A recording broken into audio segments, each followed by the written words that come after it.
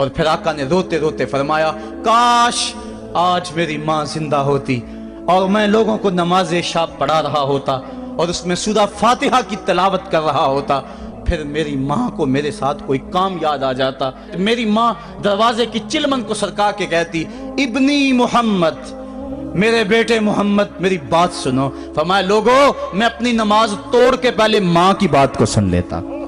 یہ ماں ہے جس کی محبت کو مصطفیٰ کریم نے بھی محسوس کیا ہے۔ اونچی مسندوں پہ بیٹھنے کا وہ مزہ نہیں جو ماں کے قدموں میں بیٹھنے کا مزہ ہے۔ اور وہ کیا کہا تھا خورشید گیلانی نے، وہ کہتا ہے کہ 5 اسٹار ہوٹلوں میں کھانا کھانے میں وہ لطف کہاں جو چولہے پہ پاس بیٹھ کے ماں کے ہاتھوں سے پکی ہوئی چپاتیاں کھانے میں مزہ ہے، اور عالی جناب حضرت صاحب اور اعلیٰ اور بھاری اور بھرکم لفظ سننے میں اور گارڈ آف آنر کا معائنہ کرنے میں وہ لذت کہاں ہے جو ماں کے اوئے ببلو کہنے کے اندر رکھا گیا ہے۔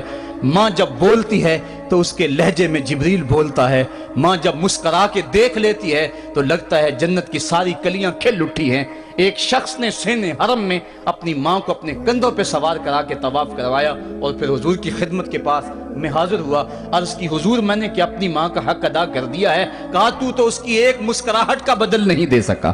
ماں جب مسکراتی ہے تو اس کے لہجے میں اتنی مٹھاس ہوتی ہے، میں کہتا ہوں ساری دنیا کے شہد نچوڑ دیے جائیں اتنی محبت پیدا نہیں ہوتی جتنی محبت ماں کے لہجے میں ہے۔ جب وہ بیٹے کو اوئے ببلو اوئے مٹھو کہہ کے پکارتی ہے، اوئے بیٹا کہہ کے پکارتی ہے، آواز دیتی ہے، تو ماں کے لہجے کے اندر وہ رس گل رہا ہوتا ہے کہ حوریں بھی آفرین آفرین کر رہی ہوتی ہیں۔ ماں کے بے ادب ہاتھ جوڑ کے ماں سے معافی مانگ لیں، باپ کے گستاخ ہاتھ جوڑ کے باپ سے معافی مانگ لے، یہ سرمایہ زندگی میں نہیں ملے گا۔ عموماً قدر نعمت زوال نعمت کے بعد ہوتی ہے۔ آؤ ماں باپ کی قدر کو پہچانیں اور اللہ کی رحمتوں کو لوٹیں۔ علامہ اقبال کی جب والدہ فوت ہوئی تو وہ پھوٹ پھوٹ کے روئے، جوان ہونے کے باوجود ان کی آنکھوں سے آنسو نہیں تھمتے تھے، اور پھر روتے روتے کہتے تھے وطن میں ہوگا اب کس کو میرا انتظار، کون میرا خط نہ آنے سے رہے گا بے قرار، آرزو لے کے تیری خاک کے تربت پہ آؤں گا، اب دعائے نیم شب میں کس کو میں یاد آؤں گا، کون پچھلے پہر اٹھ کے دعا کرے گا، ماں ہی دعا کرتی ہے۔ ماں کے جب ہاتھ اٹھ جاتے ہیں تو اجابت کے سارے دروازے کھل جاتے ہیں۔ ماں جب بولتی ہے اور دعا کے لیے ہاتھ اٹھا دیتی ہے، اللہ رحمت کے سارے دروازے کھول دیتا ہے اور قریب آ کے ماں کی فریاد کو سنتا ہے۔ ماں کی دعا جو اولاد کے حق میں ہے، مظلوم کی دعا اور مسافر کی دعا، حدیث میں آتا ہے یہ 3 دعائیں ایسی ہیں جو رد نہیں ہوتی۔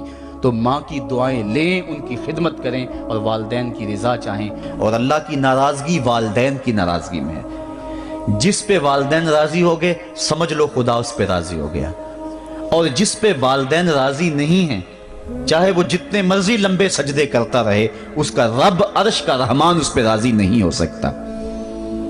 اللہ کے حبیب صلی اللہ علیہ وسلم نے ارشاد فرمایا الا انبئکم باکبر الکبائر، لوگو تمہیں بڑے بڑے گناہوں کی خبر نہ دے دوں؟ صحابہ نے عرض کی کیوں نہیں یا رسول اللہ، آپ ارشاد کریں۔ فرمایا الاشراک باللہ وعقوق الوالدین وجلسا وکان متقیا قال الا وقول الزور والشہادۃ الزور۔ حضور فرمایا ایک اللہ کے ساتھ کسی کو شریک ٹھہرانا، اور دوسرا کسی انسان کو قتل کرنا، تیسرا والدین کی نافرمانی کرنا۔ اور حضور اس موقع پہ ٹیک لگائے بیٹھے تھے، ٹیک چھوڑ کے آگے ہو گئے، وجلسا وکان متقیا، آگے ہو گئے، اور حضور نے 3 مرتبہ اس بات کو کہا، اور پھر فرمایا اور جھوٹی گواہی دینا اور جھوٹی شہادت دینا۔ تو یہ وہ ہیں جو بڑے بڑے گناہ ہیں۔ میں نے ایک روایت میں پڑھا ہے حضور نے ارشاد فرمایا جنت کی خوشبو 1000 سال کی مسافت سے آنا شروع ہو جائے گی۔ جب لوگ جنت میں جائیں گے تو 1000 سال کی مسافت دور ہی ہوں گے کہ جنت کی خوشبو آنا شروع ہو جائے گی، لیکن 4 اشخاص ہیں جو جنت کی خوشبو نہیں پا سکیں گے۔ وہ کون کون سے ہیں؟ ایک قاطع الرحم، جو رشتہ داریاں توڑتا ہے، کبھی اس سے لڑائی، کبھی اس سے لڑائی، کبھی اس سے لڑائی، حالانکہ حکم ہے سل من قطعک وات من حرمک، جو تجھ سے تعلق توڑے تو اس سے تعلق جوڑ، جو تجھے محروم رکھے تو اس کی جھولیاں بھر دے۔ تو جو رشتہ داریوں کو توڑتا ہے، مقدس رشتوں کو پامال کرتا ہے، بلکہ والدین کے حوالے سے یہ بات بھی سن لیں، بعض اوقات والدہ اپنی بہن سے ناراض ہو جاتی ہے، باپ اپنے بھائیوں سے ناراض ہو جاتا ہے، تو اولاد کو کہتا ہے کہ نہ ملنا اپنے جو ہے وہ چچا تائے سے نہ ملنا، ماں کہتی ہے اپنی خالہ سے نہ ملنا، تو اب کیا حکم ہے، ملے کہ نہ ملے؟ تو علماء نے اس پہ گفتگو فرمائی ہے کہ قطع رحمی حرام ہے، اور ماں قطع رحمی کا حکم دے رہی ہے، کہتی ہے، اور بندہ سوچتا ہے، بچہ سوچتا ہے کہ میری خالہ تو میری ماں کے پیچھے، میرے چچا میرے تائے تو میرے باپ کے پیچھے ہیں، جب باپ نہیں ملتا تو میرے کیا لگتے ہیں، جب ماں نہیں ملتی تو خالہ اور ماموں میرے کیا لگتے ہیں؟ تو وہ ماں کے پیچھے اور باپ کے پیچھے لگ کر ان عظیم رشتوں کو چھوڑ دیتا ہے، جبکہ لا طاعت المخلوق فی معصیت الخالق، خالق کی معصیت میں مخلوق کی اطاعت نہیں ہوگی۔ تو جو یہ چیزیں ہیں قطع رحمی نہیں کی جائے گی۔ علماء نے یہاں طریقہ یہ بیان کیا ہے کہ والدین سے چوری ملے تاکہ ان کا بھی دل نہ دکھے لیکن ان سے تعلق نہ توڑے، چونکہ قطع رحمی کے زمرے میں نہ آئے۔ تو 4 اشخاص ہیں قیامت کے دن جو جنت کی خوشبو بھی نہیں پائیں گے، ان میں سے قطع رحمی کرنے والا، دوسرا بوڑھا زانی، اور تیسرا تکبر کی وجہ سے ٹخنوں سے نیچے شلوار لٹکانے والا، اور چوتھا والدین کی نافرمانی کرنے والا۔ حضور فرمایا یہ 4 اشخاص ایسے ہیں کہ جو جنت کی خوشبو بھی نہیں پائیں گے۔ اور ایک اور 4 اشخاص کی کہانی سنو۔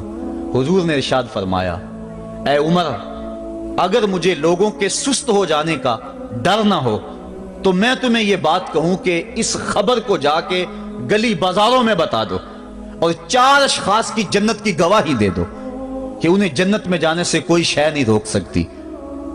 عرض کی حضور کون کون؟ فرمایا ایک وہ عورت جس نے اپنی ساری محبتیں اپنے خامد پہ نچھاور کر دیں اور وہ اس حال میں مری کہ اس کا خامد اس پہ راضی تھا، جنت میں جانے سے اس کو کوئی شے نہیں روک سکتی۔ اور دوسرا وہ شخص جس کے بچے زیادہ ہیں، ذرائع آمدنی تھوڑے ہیں، لیکن اس نے اپنے بچوں کے پیٹ میں حرام کا لقمہ نہیں جانے دیا، محنت کرتا رہا، اوور ٹائم لگاتا رہا، مزدوری کرتا رہا اور اپنے بیٹوں کے لیے رزق حلال کی تلاش میں رہا۔ وہ بوڑھی کمر پہ بوریاں اٹھا اٹھا کے کام کرتا تھا اور اپنی کثیر اولاد کی پرورش کے لیے اس نے محنتیں بلی کی اور ان کو حرام کا لقمہ نہیں کھلایا۔ فرمایا قیامت کے دن اس کو بھی جنت میں جانے سے کوئی شے رکاوٹ نہیں پیدا کر سکتی۔ اور تیسرا حضور نے فرمایا وہ شخص کہ جو اپنے والدین کے ساتھ حسن سلوک کرے اور اس کے والدین اس پہ خوش ہوں، اس پہ راضی ہو جائیں۔ اور چوتھا وہ شخص کہ جس نے ایسی سچی توبہ کی کہ گناہوں کی طرف پلٹنا اس کے لیے اتنا مشکل تھا، جس طرح جانور کے تھن سے نکلا ہوا دودھ واپس نہیں جا سکتا، وہ گناہوں کی دنیا میں دوبارہ نہیں جا سکتا۔ تو یہ فرمایا یہ 4 شخص ایسے ہیں عمر، اگر اس بات کا ڈر نہ ہو کہ لوگ سست پڑ جائیں گے تو ان 4 اشخاص کے بارے میں شہادت دے دو کہ یہ دنیا پہ چلتے پھرتے جنتی۔ تو ماں باپ کی خدمت کرنے والا، ماں باپ کو راضی رکھنے والا یقیناً اللہ کی نعمتوں کا حقدار ہے۔ وہ بدبخت ہیں بیٹے جو ماں باپ کو راضی نہیں رکھتے۔ اللہ کے حبیب صلی اللہ علیہ وسلم کی خدمت میں ایک شخص حاضر ہوا اور اس نے اذن جہاد طلب کیا، حضور میں جہاد پہ جانا چاہتا ہوں، مجھے اجازت مرحمت فرمائے۔ حضور نے فرمایا احی والدہ کا، کیا تیرے والدین زندہ ہیں؟ کالا نعم، عرض کی ہاں حضور میرے والدین زندہ ہیں۔ کالا ففیہما فجاہد، کہا جا ان کی خدمت کر، یہی تیرا جہاد ہے۔ ماں باپ کو بلکتا ہوا چھوڑ جائے اور آپ جہاد پہ چلا جائے، ماں فالج میں گری ہوئی ہے اور بیٹا تبلیغی گشت پہ چلا جائے، باپ تڑپ رہا ہے اور بیٹا پیر کی چوکھٹ پہ جھاڑو دیتا پھرے، اللہ راضی نہیں ہوگا۔ میں سچ کہتا ہوں، اپنے بھی خفا مجھ سے ہیں، بیگانے بھی ناخوش، کہ میں زہر حلاحل کو کبھی کہہ نہ سکا کند، بات وہی کہتا ہوں سمجھتا ہوں جسے حق، نئے ابلۂ مسجد ہوں نئے تہذیب کا فرزند، محمد عربی صلی اللہ علیہ وسلم سے بڑا پیر کون ہو سکتا ہے؟ لیکن حضرت وہ ویسے کرنی نہیں آ رہے۔ آقا کریم اپنے بٹن کھولتے ہیں اور کرن کی طرف، یمن کی طرف رخ کر کے لمبی سانسیں لیتے ہیں اور کہا میں رحمان کی خوشبو پا رہا ہوں۔ ایک دن صحابہ نے پوچھا بندہ نواز جس کے لیے تڑپتے ہو، جس کی ٹھنڈی ہوائیں آپ کو آ رہی ہیں، وہ آپ کا بڑا پیار کرنے والا ہے؟ کہا ہاں میرے سے بڑی محبت کرتا ہے۔ تو کہا پھر اتنی محبت کرتا ہے تو یمن تو دور نہیں ہے، بلال حبش سے آ گیا، سلمان فارس سے آ گیا، سہیب روم سے آ گیا، اور وہ یہاں یمن سے نہیں آ سکا؟ فرمایا اس کی بوڑھی اور نابینا ماں ہے جس کی خدمت اس کو نہیں آنے دیتی۔ اللہ اکبر۔ اب حضرت اویس کرنی نہیں آئے لیکن خیر التابعین کہلائے، آئے نہیں لیکن حضور ان کی یاد میں تڑپ رہے ہیں۔ اللہ، بلکہ حضور نے فرمایا کہ کوئی جائے اویس بن عامر کو ملے، اور جب ملے تو اس کو کہنا میری امت کی بخشش کی دعا کرے۔ جو ماں باپ کی خدمت کرتا ہے اس سے ثابت ہوا اس کی دعائیں قبول ہوتی ہیں۔ میں نے ایک روایت میں پڑھا ہے کہ جو آدمی روزانہ اپنے والدین کے لیے دعا کرے، والدین زندہ ہوں تب بھی، والدین فوت ہو گئے ہوں تب بھی، یہ عادت بنا لے، روزانہ ماں باپ کے لیے دعا کرے، ساری زندگی اس کے رزق میں بے برکتی نہیں آئے گی، اللہ اس کو رزق کی فراوانی عطا کر دے گا۔ اور جو والدین کے لیے دعا نہیں کرتا اللہ تعالیٰ کی رحمتوں سے محروم ہو جاتا ہے۔ حضرت ابو ہریرہ رضی اللہ تعالیٰ عنہ جب بھی ہاتھ اٹھاتے تھے تو یہ دعا کرتے تھے، اللہم اغفر لابی ہریرہ ولامی ولمن استغفر لہما، اے اللہ ابو ہریرہ کو بخش دے، حضرت ابو ہریرہ کی ماں کو بخش دے، اور قیامت تک جو ہم دونوں کے لیے بخشش کی دعا کرے اس کو بھی بخش دے۔ حضرت امام محمد بن سیرین ایک بزرگ ہوئے تابعی، جب بھی دعا کرتے تھے یہ دعا ضرور کرتے تھے، اے اللہ ابو ہریرہ کی بخشش کر دے۔ کسی نے کہا کہ تمہیں ابو ہریرہ رضی اللہ تعالیٰ نے ان کی ماں سے بڑی ہمدردی ہے؟ کہا ان سے جو ہمدردی ہونی ہے وہ تو ہونی ہے۔ انہوں نے کہا ہوا ہے اے اللہ ابو ہریرہ اور ان کی ماں کو بخش دے، جو ان کے لیے دعا کرے اس کو بھی بخش دے۔ تو میں دعا کر کے اپنی بخشش پکی کر رہا ہوں۔ تو والدین کے لیے دعا کرنا اللہ کی رحمت کو دعوت دینا ہے۔ تو فرمایا کہ جاؤ اویس بن عامر کو جانا اور جا کے اس کو میری امت کے لیے دعا کا کہنا۔ حضرت سیدنا عمر فاروق حضرت علی المرتضیٰ گئے، جا کے ڈھونڈا، تلاش کیا، اویس بن عامر ملے، حضور کا سلام کہا، بس پھوٹ پھوٹ کے رونے لگے۔ کہا بتاؤ میرے رسول کے لبوں پہ میرا نام کیسے آیا تھا؟ حضور میرا جب تذکرہ کرتے تھے کیسے کرتے تھے؟ یہ درد دیکھا تو بولے کہ کیا آپ اتنی محبت رکھتے ہیں تو پھر ملنے کیوں نہیں آئے حضور کو؟ اتنا جو پیار رکھتے ہیں تو زیارت کرنے کیوں نہیں آئے؟ تو حضرت اویس کرنی نے بات کے رخ کو بدلا، کہا تم نے میرے رسول کو دیکھا؟ تم نے میرے رسول کی زیارت کی ہے؟ کہا ہاں ہم تو صبح و شام وہاں رہے ہیں۔ کہا پھر بتاؤ حضور کے یہ ابرو جڑے ہوئے تھے یا کھلے ہوئے تھے؟ اب دونوں حیران ہو گئے۔ کہا تم نے تو دیکھا، میں نے تو دیکھا نہیں، تم بتاؤ نا پھر، میں تو گیا نہیں، مجھے کہتے ہو گیا نہیں، تم بتاؤ حضور کے ابرو جڑے ہوئے تھے یا کھلے ہوئے تھے؟ حیران ہیں۔ کہا حضور آپ ہی بتلائیے۔ کہا کوئی دور سے دیکھتا تو جڑے ہوئے نظر آتے، قریب آ کے دیکھتا تو کھلے ہوئے نظر آتے۔ یہ وہ ہے جو ماں کی خدمت کرتا رہا اور حضور کے دربار میں حاضر نہیں ہو سکا، لیکن حاضری اس کی تھی، وہ جہاں بھی تھا وہ نبی کے قرب میں تھا۔ تو اس لیے ماں باپ کی خدمت اتنا بڑا وظیفہ ہے۔ حضرت بایزید بستامی کہتے ہیں میں نے حق معاف کروا لی اپنی ماں سے، کہ ماں تیرے حق ادا کروں یا اللہ کے حق ادا کروں؟ تو مجھے اپنے حق معاف کر دے، میں اللہ سے اپنے حق معاف کروا لیتا ہوں، اپنی اللہ کو راضی کر لیتا ہوں۔ جنگلوں میں گھومتے رہے، 12 سال بیت گئے، ایک دن دوبارہ آئے، بستام کی سمت سے گزرے، خیال آیا چلو ماں کو سلام کر جاؤں۔ تہجد کا وقت تھا، رات کا وقت تھا، دروازے پہ کھڑے رہ گئے کہ میری ماں سوئی ہوگی، میں نے کبھی کوئی خدمت نہیں کی ماں کی، تو اب اٹھا کے تکلیف کیوں دوں؟ ساری رات کھڑے رہے۔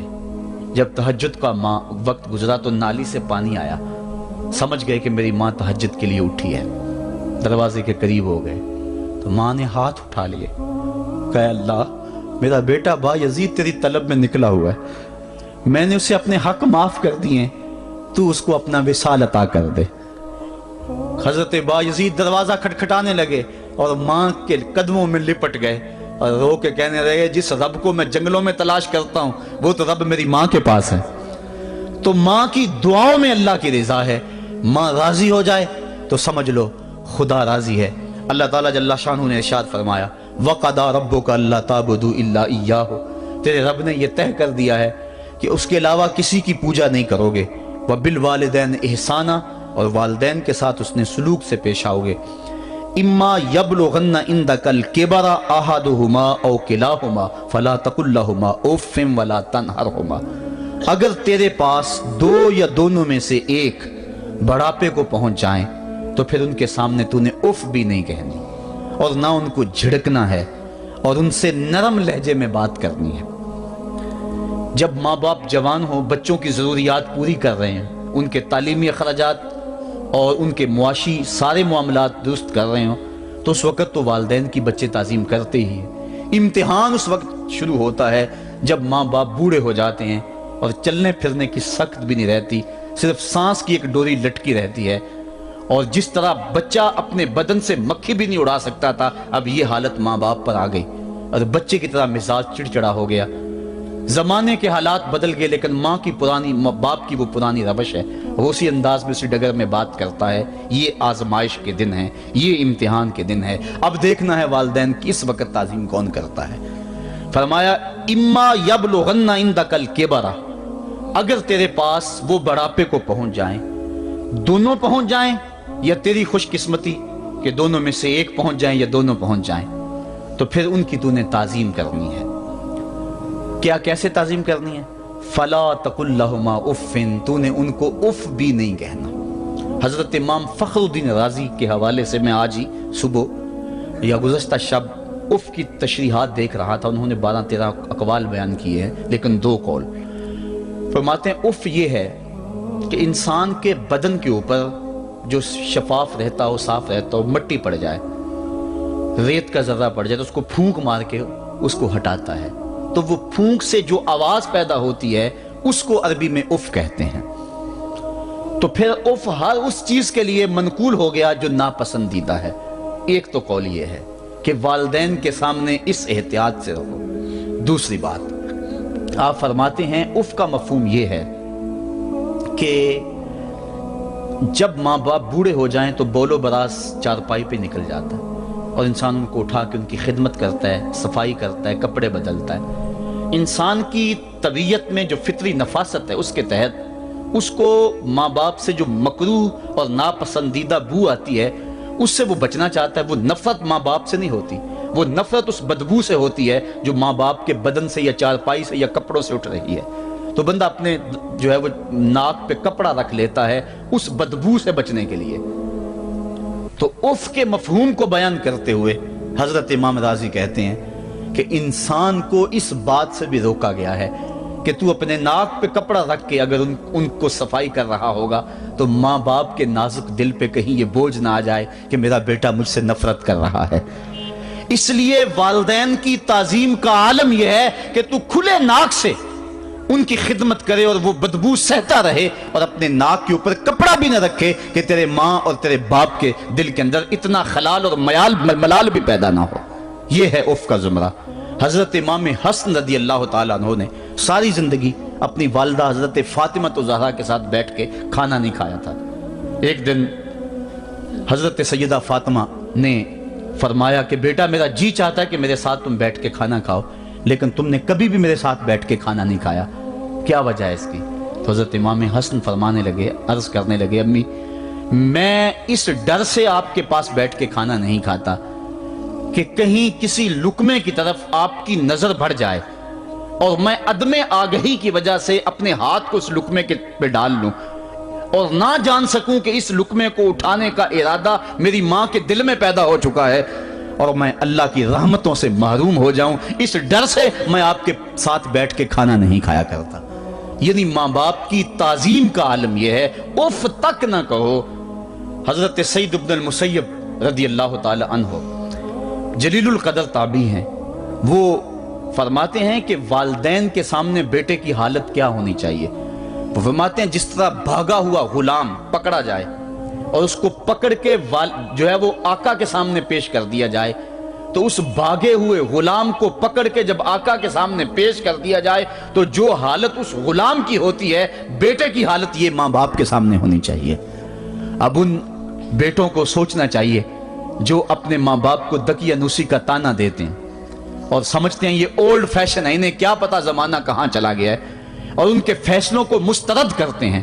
علماء نے اس بات کو تفصیل کے ساتھ بیان کیا ہے کہ شریعت کے جو قطعی ضابطے ہیں ان ضابطوں اور ان قوانین کو اور ان معاملات میں تو والدین کی فرما برداری نہیں ہوگی اللہ کی اگر معصیت ہوتی ہو، لیکن جو معاملے شک والے ہیں وہاں ماں باپ کے قول کو ترجیح دی جائے۔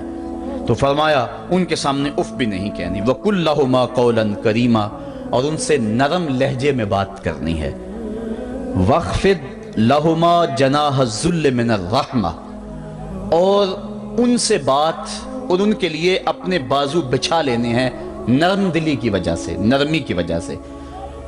جب جانور زمین کی طرف رخ کرتا ہے، اوپر سے نیچے کی طرف آتا ہے، تو اپنے پروں کو سکیڑ لیتا ہے، تو اس کے لیے یہ لفظ بولے جاتے ہیں وَخْفِضْ لَهُمَا جَنَاحَ۔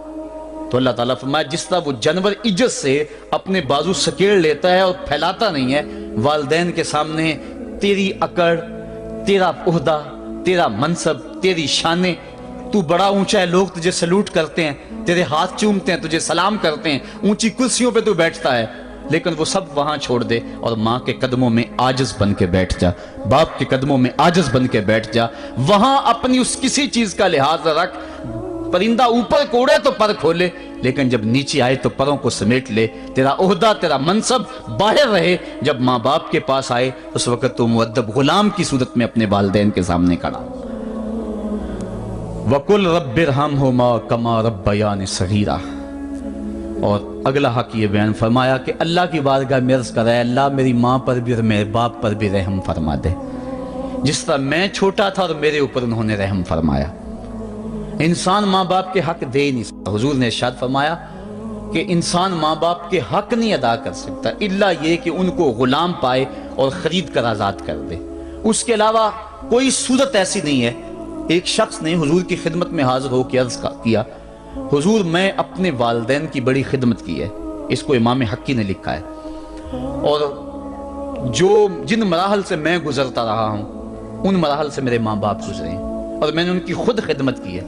آج بیٹے بیویوں پہ کام چھوڑ دیتے ہیں کہ بیوی خدمت کرے گی۔ احسان دانش کہتا ہے کہ میں نے اپنی بیوی کو ہاتھ نہیں لگانے دیا، میں نے کہا میرے ماں باپ ہے، یہ خدمت اور کوئی حاصل کیوں کرے، یہ تو میں حاصل کروں گا۔ تو ساری خدمت میں نے خود کی، جس طرح انہوں نے نوالے توڑ توڑ کے میرے منہ میں ڈالے میں نے بھی حضور ایسے کیا، جس طرح میرے لیے میری ماں رات جاگتی رہی میں بھی اپنی ماں کے لیے جاگتا رہا۔ جن مراحل سے میرے لیے وہ گزرے تھے اتفاقاً میرے حالات، میرے ماں باپ کے حالات ایسے پیدا ہو گئے کہ میں نے اسی طرح اپنے ماں باپ کی پرورش کی ہے اور میں اپنے ماں باپ کی جو ہے وہ میں نے خدمت کی ہے۔ تو کیا میں نے اپنی ماں کا، اپنے باپ کا حق ادا کر دیا ہے؟ تو حضور نے ارشاد فرمایا تو نے ایسے ہی خدمت کی ہوگی، لیکن جب تیری خدمت تیری ماں کرتی تھی تو ساتھ ساتھ تیری زندگی کی دعائیں مانگتی تھی، اور جب باپ بوڑھا ہو گیا تھا، ماں بوڑھی ہو گئی تھی، آزاد شل ہو گئے تھے، فالج میں مبتلا تھے، تو ان کے لیے زندگی کی دعائیں تو نہیں مانگتا تھا، تو یہ کہتا تھا اللہ انہیں پردہ دے دے۔ تیری ماں نے تو کبھی تیرے لیے پردہ نہیں مانگا تھا، بیٹا لولا ہو، بیٹا لنگڑا ہو، ماں کبھی نہیں کہتی بیٹے کو ڈاکٹر جواب دے دیں، ماں کبھی نہیں کہتی کہ میرے بیٹے کو اللہ پردہ دے دے، ماں یہی کہتی ہے مالک مجھے لے لے، میرے بیٹے کو زندگی دے دے، میں سب کچھ بیچ دیتی ہوں، اپنا زیور بیچ دیتی ہوں، میرے بیٹے کی صحت بچ جائے، میرے بیٹے کی زندگی بچ جائے۔ ماں کی موجودگی میں کوئی کہہ بھی نہیں سکتا، باپ کے لیے تو کہہ دے، ماں کے لیے تو کہہ دے بڑی تکلیف ہے تیرے باپ کو، بڑی تکلیف ہے تیری ماں کو، اللہ کرے اب پردہ ہی عطا کر دے۔ خود نہیں کہتا تو کسی سے یہ سن سکتا ہے بندہ، لیکن ماں سن سکتی ہے کوئی کہے اللہ تیرے بیٹے کو پردہ دے دے؟ تو فرمایا جب وہ تیری خدمت کرتے تھے تو وہ تیری زندگی کی دعائیں مانگتے تھے، اور جب تو خدمت کرتا تھا تیرے دل میں ان کے پردے کی آرزو تھی۔ فرمایا تو جتنی مرضی خدمت کی ہے، ماں کی خدمت کا بدل کیسے ہو سکتا ہے؟ تو ماں باپ کی خدمت انسان کر ہی نہیں سکتا تو پھر کیا کرے؟ عرض کہ اللہ میں تو خدمت نہیں کر سکتا، تو ان کے اوپر رحم فرما دے۔ ماں باپ کے لیے دعا کرے۔ علماء نے یہاں بیان فرمایا ماں کافر ہو تو پھر بھی دعا کرے، باپ کافر ہو تو پھر بھی دعا کرے، مومن ہو تو پھر بھی دعا کرے، گناہگار ہو پھر بھی دعا کرے، نیکوکار ہو پھر بھی دعا کرے، دعا نہ چھوڑے۔ حضرت ابو ہریرہ رضی اللہ تعالیٰ عنہ فرماتے ہیں میری ماں کافرہ تھی اور میں حضور کا غلام، اور ماں ہر وقت اپنی دھن میں اور میں اپنی دھن میں ہوں۔ حضرت ابو ہریرہ کے بھائی کوئی نہیں ہے، باپ فوت ہو گئے ہیں، بہن کوئی نہیں ہے، ابھی شادی بھی نہیں ہوئی، دنیا پہ رشتہ ہی کوئی نہیں سوائے ماں کے، گھر آتے ہیں تو ماں سے بات کرنی ہوتی ہے، جو سن کے آتے ہیں ماں سے وہ دکھ کھولنا ہوتا ہے، بات کرنی ہوتی ہے، حضور کی باتیں سنانی ہوتی ہیں، لیکن ماں ہے اتفاق سے کافرہ ہے، حضور کی بات وہ سننا گوارا نہیں کرتی۔ حضرت ابو ہریرہ کو اور بات آتی کوئی نہیں، وہ تو کرتے حضور کی باتیں۔ ایک دن حضور کی بات چھیڑی، ماں کی زبان سے کوئی جملہ ایسا نکلا جو سخت تھا، گوارا نہ ہوا، چھوڑ دیا گھر کو۔ ماں تیری عظمت کو سلام، لیکن رسول اللہ کے مقابلے میں تیری کوئی شان نہیں ہے۔ گھر سے نکلے، لیکن نکلے تو پاؤں ڈگمگا رہے تھے کہ دنیا پہ ایک ہی رشتہ تھا وہ بھی جاتا رہا۔ چند قدم چلے تو دل میں خیال آیا سارے دکھوں کا جو مداوا کرتا ہے، میں اس آقا کی بارگاہ میں یہ دکھڑا کیوں نہ بیان کر دوں۔ دریائے رحمت جوش میں تھا، وہ دلوں کی حالتیں بوجھ لینے والے آقا نے پوچھا ابو ہریرہ کیا ہے؟ عرض کی حضور میری ماں کی ہدایت کے لیے دعا کر دو۔ یہ کہا اور پھوٹ پھوٹ کے رونے لگے۔ حضور نے فوراً ہاتھ اٹھا دیے اور مسلم کے لفظ ہیں اللہم اہد ام ابی ہریرہ، اے اللہ ابو ہریرہ کی ماں کو ہدایت عطا کر دے۔ بس یہ بات سنی حضرت ابو ہریرہ کا چہرہ کھل اٹھا، اپنے گھر کو دوڑ لگا دی۔ کوئی رستے میں ملا، کہا ابو ہریرہ اتنی تیز تو تم کبھی نہیں دوڑتے تھے، آج کیا ہوا؟ اتنی تیز تیز کیوں دوڑ رہے ہو؟ کہا آج ہی تو دیکھنا چاہتا ہوں کہ گھر پہلے میں پہنچتا ہوں یا میرے آقا کی دعا پہلے پہنچتی ہے۔ حضرت ابو ہریرہ فرماتے ہیں جب میں گھر پہنچا تو دروازہ بند تھا، میں نے دستک دی، اندر سے آواز آئی بیٹا ٹھہرو میں آتی ہوں۔ کہا اس لہجے کو جان گیا، اس میں محمد کی بولی بول رہی ہے۔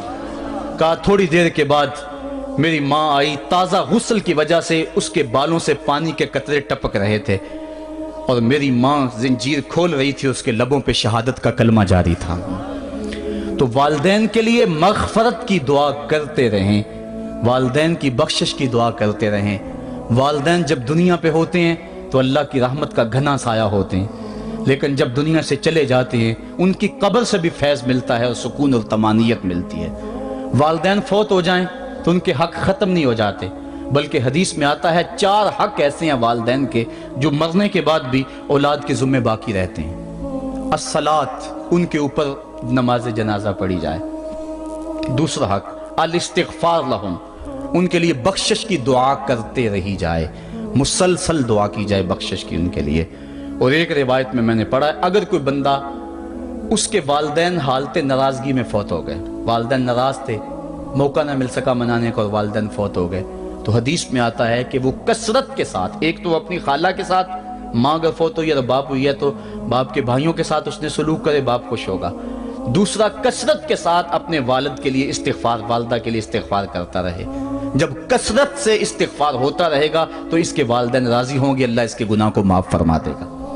دوسرا حق والدین کا یہ ہے استغفار لہم، ان کے لیے بخشش کی دعا کی جائے، حدیث میں آتے ہیں۔ تیسرا حق بر الاصدقاء، ماں کی سہیلیوں، بہنوں اور رشتہ داروں کے ساتھ، اور باپ کے دوستوں، بھائیوں اور رشتہ داروں کے ساتھ اس نے سلوک کیا جائے۔ اور چوتھا حق انجاز الوعد، وعدوں کو پورا کرنا، یعنی ماں نے یا باپ نے جو وعدے کیے ہوئے تھے، مسجد سے کوئی وعدہ تھا، مدرسے سے وعدہ تھا، کسی فلاحی تنظیم سے وعدہ تھا، کسی غریب سے اعانت کا وعدہ تھا، یا ان کا معمول تھا اعانت کرنے کا، تو جو ان کے معمولات ہیں اچھائی کے ان کو جاری رکھا جائے اور اس سلسلے کو باقی رکھا جائے۔ تو یہ 4 حق ایسے ہیں جو والدین کے مرنے کے بعد بھی اولاد کے ذمے باقی رہتے ہیں۔ والدین اللہ کی بہت بڑی نعمت ہیں، جب یہ سایہ سر سے اٹھ جاتا ہے تو پھر پتہ چلتا ہے کتنا گھنا سایہ تھا۔ صاحبو، جن کے والدین زندہ ہیں وہ ان کی زندگی کو غنیمت سمجھے، اور جن کے والدین کا گھنا سایہ ان کے سر سے اٹھ گیا ہے وہ ان کے لیے استغفار اور کثرت دعا سے ان کی رضا حاصل کرنے کی کوشش کریں۔ اللہ تعالیٰ نے والدین کی رضا میں ہی اپنی رضا کو چھپا کے رکھا ہوا ہے، اور یہ والدین اتنا بڑا سرمایہ ہے۔ میں آپ حیثیت کیا رکھتے ہیں؟ خود امام الانبیاء صلی اللہ علیہ وآلہ وسلم نے والدین کی آرزو کی ہے۔ حدیث میں آتا ہے، امام سیوطی نے اس کو الحابل الفتاوی میں لکھا ہے، امام حیثمی نے بھی اس کو کنز الاموال میں لکھا ہے۔